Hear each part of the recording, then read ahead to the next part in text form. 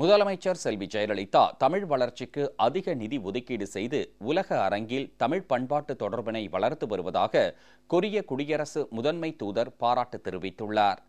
தென்கிழக்கு மற்றும் தூர கிழக்கு ஆசிய நாடுகளில் தமிழ் வளர்ச்சி என்ற தலைப்பில் சென்னையில் சிறப்பு கருத்தரங்கம் நடைபெற்றது.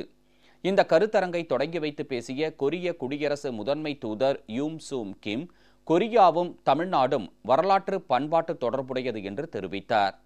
தமிழ் மொழிக்கும் தமிழர் பண்பாட்டுக்கும் மென்மேலும் ஊக்கமளிக்கும் வகையில் முதலமைச்சர் செல்வி ஜெயலலிதா பல்வேறு திட்டங்களை சிறப்பாக செயல்படுத்தி வருவதாக யூம் சூ கிம் தெரிவித்தார்.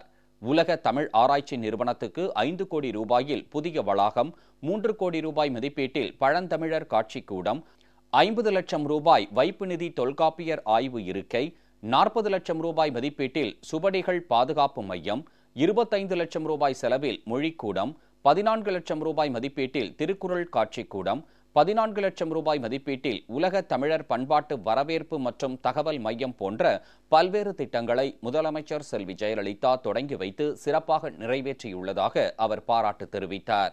உயரிய சிந்தனையோடு முதலமைச்சர் செல்வி ஜெயலலிதா ஆற்றி வரும் தமிழ் பணிகள் உலக அரங்கில் தமிழ் பண்பாட்டு தொடர்பில் ஒரு மறுமலர்ச்சியை ஏற்படுத்தியுள்ளதாகவும் கொரிய குடியரசு முதன்மை தூதர் யூம் சூ கிம் பாராட்டு தெரிவித்தார்.